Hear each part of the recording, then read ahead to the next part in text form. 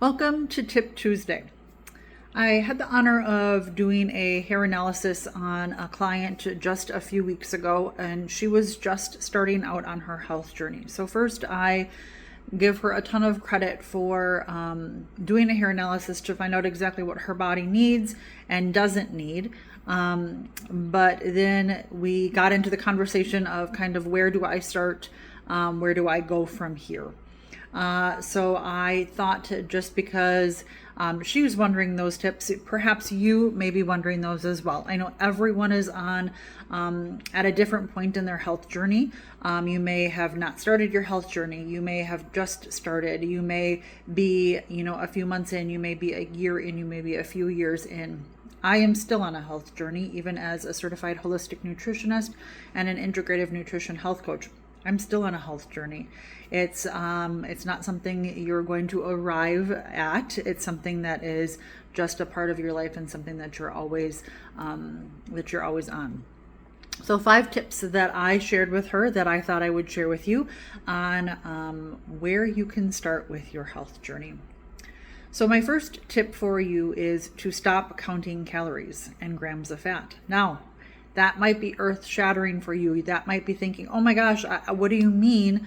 Because for so many years, especially in the 80s and the 90s and the early 2000s, it was all about grams of fat and calories. But in actuality, the most important things that you should be looking at are really your protein intake, your added sugar, and your fiber. Those are huge.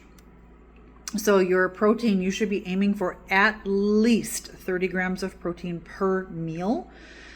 Fiber, you should be getting a minimum of 25 grams of fiber a day. Now, my caveat for that is if you are not eating any fiber at all or very little fiber, you're not focusing on fiber, do not go and have 25 grams of fiber tomorrow. You will have lots of tummy issues and you will be very mad at me. So if you are if fiber is something that you need to work on, I urge you to gradually work your way up to the 25 grams or more of fiber a day. And then looking at added sugar. So that is actually number 2. I was forwarding myself to tip number 2 was start looking at added sugar.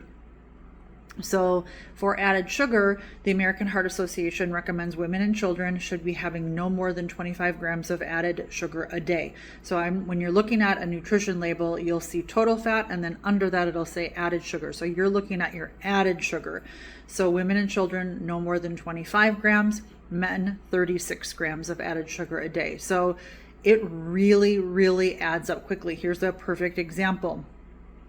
I was making barbecue chicken last week and I forgot to grab barbecue sauce at the grocery store. And so then that next week, at some point before I was making the barbecue chicken, we were out and about. And I just started looking at different barbecue sauces.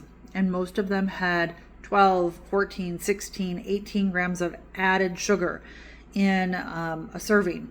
And I thought, if I am keeping my added sugar at or below 25 grams of added sugar, I certainly don't want to waste it on barbecue sauce.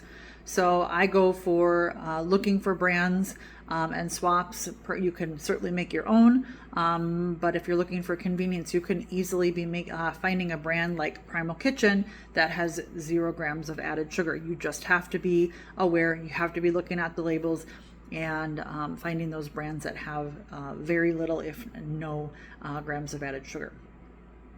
So the third tip on starting your health journey is eat more real foods and less highly processed sugary foods that you're going to find in packages.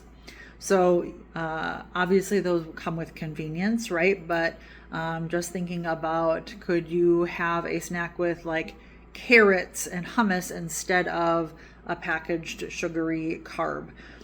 Again, I don't want to say that if you're starting your health journey, I want you to completely go and overhaul your pantry and start all over and throw everything away and only do fresh foods. I'm just asking you to start thinking about what is one small swap you can make, even if you make one small swap a week. If you are eating cookies, could you, when those cookies are gone, finish the cookies up? Could you make something that is a sweet treat that you could have after each of at the end of your night or something like that? Could you make something where you're controlling the ingredients and it has less processed foods, less artificial colors and dyes, all of those things, a more nourishing treat for you instead of a sugary treat? Or could you just have a replacement for those cookies of some fresh fruit with some whipped cream or something like that? So just thinking about how you can make little swaps instead of going 0 to 100 baby steps. It's huge just to think about one small swap you can make a week. The fourth tip in your health journey is thinking about eating at home more than eating out to dinner. So when we eat at home, we can control the ingredients, we can control the oils that our foods are cooked in. Most restaurants cook their foods in inflammatory oils like canola oil and vegetable oil, peanut oil, those types of oils, which are all inflammatory. And when we really look at inflammation, the root of all disease is inflammation. There's a point in time in which we want our bodies to be inflamed, like if we have a sprained ankle, our body's going to inflame to heal it. But when we're eating inflammatory foods, our body is in a constant state of inflammation, and that leads to disease. So when I am cooking at home, I can control the ingredients, and I know that I'm going to use either extra virgin olive oil or avocado oil, and I'm going to use fresh fruits and vegetables. I'm going to use a nice quality meat, those types of things. So when you eat at home, you can control the ingredients and you can have more nourishing dinners and lunches for your family. One small thing on that I'll add too is thinking about kids' meals at restaurants. There is very little nutritional value in kids' meals. Thinking about your chicken nuggets and fries, your kids are getting no fiber, your kids are getting no nutritional value. So even if it's just once a week less, could you eat out once a week less and eat at home instead, and just start having, like I said, you get to control the ingredients and giving you and your family a little bit more nourishment. And the last tip is get your body moving. If you are leading a sedentary lifestyle and you're spending most of your time inside and you're not doing any walking, thinking about, could you get up and do a 5-minute walk? Again, going back to what I was saying about the eating, taking baby steps. I'm not asking you, if you are doing no walking right now, to go take a 30-minute walk. That's going to be way too overwhelming. So if you're doing little walking right now or no walking, thinking about just getting out for a 5-minute walk. Do that for a week. See how that feels. Eventually, you're going to want to increase that. You're going to get up to 10 minutes, then 15 minutes, and eventually you'll get up to about 30 minutes. And how great that would be for your body to be out and walking.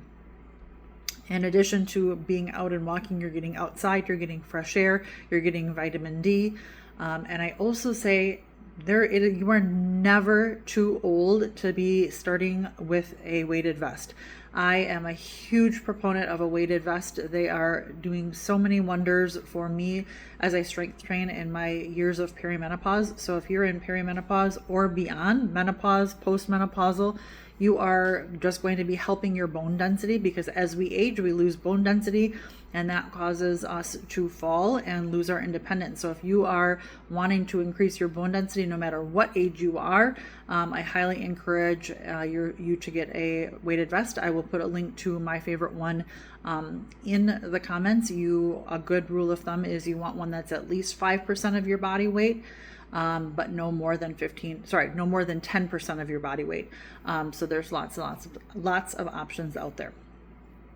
I hope that helps. If you like this content and you want to know more about health and wellness and improving you and your family's health and wellness, be sure to like this video and subscribe to my page. I will also put a link to my private Facebook group where I post once a day different recipes, swaps, health and wellness tips. So until next time, to you and your family's health, take care.